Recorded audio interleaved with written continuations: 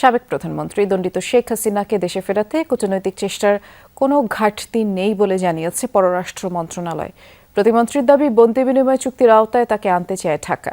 পাশাপাশি ডিসেম্বরে শেষ হতে যাওয়া গঙ্গা চুক্তি নবায়ন নিয়ে ঢাকা দিল্লি আলোচনা ইতিবাচক পথে এগোচ্ছে বলেও জানান তিনি।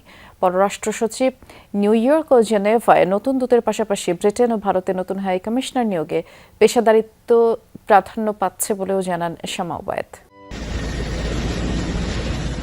5 আগস্ট 2024-এর পর থেকেই দিল্লিতে অবস্থান সাবেক প্রধানমন্ত্রী শেখ হাসিনার।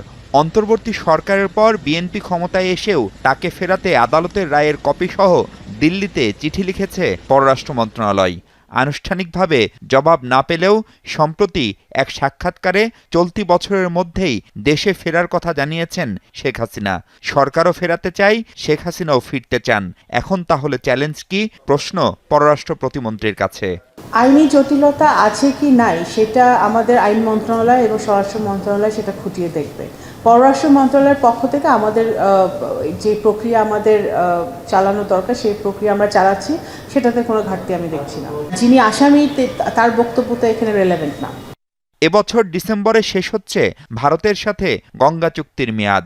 সেই চুক্তি নবায়ন হচ্ছে কবে বা এটি নিয়ে দিল্লির মনোভাব কি, সেসব নিয়ে আলোচনা কতদূর? আর নবায়ন না হলে বাংলাদেশের পানি পাওয়ার ভবিষ্যৎ কি? সব আলোচনা তো ভিজিবল না, আলোচনা তো চলতে থাকে। তো যে দ্বিপাক্ষিক আলোচনা হচ্ছে সেই আলোচনা আমি বিশ্বাস করি যে গঙ্গা চুক্তির গুরুত্বটা এবং গঙ্গার পানির গুরুত্বটা ভারত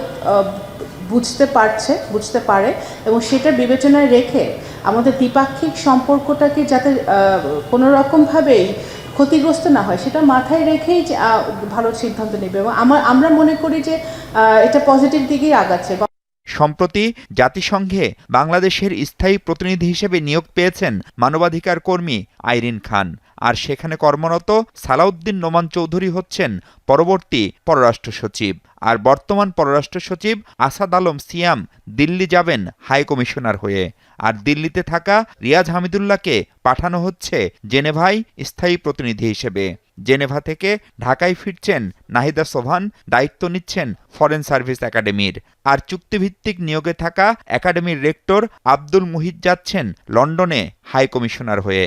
যে কোনো মন্ত্রণালয়ের দেশের প্রতি ভালোবাসা, দেশের প্রতি আন্তরিকতা, কাজের প্রতি ডেডিকেশন এবং এফিসিয়েন্সি, কাজটি করতে ব্যক্তিটি পারদর্শী কিনা, কাজটি পারে নাকি এবং তার যোগ্যতা, ফার্স্ট অ্যান্ড ফরমোস্ট তার যোগ্যতা, এগুলো বিচারে যে কোনো মন্ত্রণালয় আমাদের রদবদল হয়। সবার আগে বাংলাদেশ দলের এই নীতি সামনে রেখে কূটনীতি এগোচ্ছে বলে জানান শামা ওবায়েদ। আমি আশা করছি যে ভারত। মাহফুজ মিশু, যমুনা নিউজ, ঢাকা।